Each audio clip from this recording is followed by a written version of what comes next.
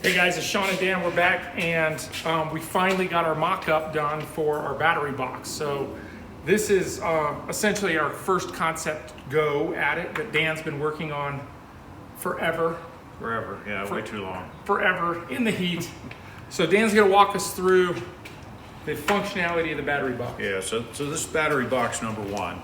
Battery box number two is going to be almost a replica of this, but it'll sit on top of here and about 6 inches behind it. So we'll have kind of a shelf that we're working with. On this side, this is what we consider the front of the box. This is where all the wiring will take place. It'll be inside of here. We'll pass the wires through, positive, negative, positive, negative, positive, branch down here, and then work our way back over. So we'll end up with positive, negative on either side of it. So front of the box, on the back of the box, we've got the plumbing for the coolant. And so we'll have going in, coming out, we'll have some 2-port manifolds over here on the bottom that will pump the cooling in. We'll have another 2-port manifold over here on the top that'll connect into and pull the coolant out.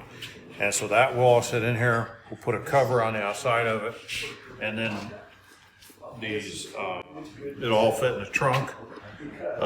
Essentially go where the gas tank was. These eye bolts are to lift it and put it into the trunk, give us some mechanism of getting it in and out of the trunk.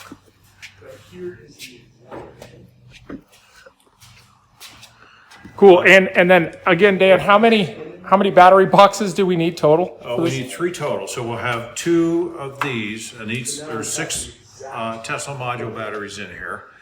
The second one will have another 6, so we'll have 12 batteries over the axle of the car, the rear axle, and then we'll have a stack of 4.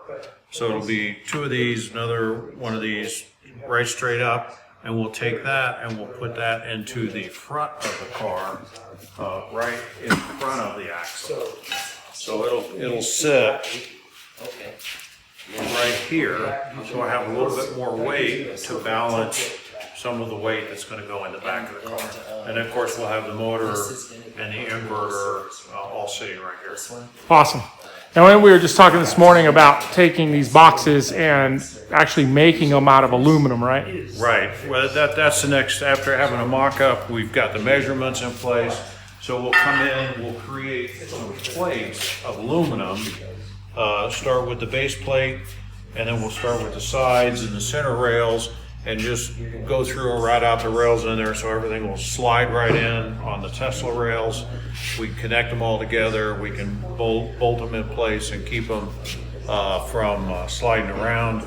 And essentially you could make this with 1, 2, 3, 4 plates on either side, a bottom plate, and then you'll put a plate here, and once you get everything wired up and plumbed, you cap it off, and then we'll put a cap on the top of it. So a little easier version of putting it together, and once we do this with aluminum, we can only, these bolts right now go all the way through and are supported from the bottom.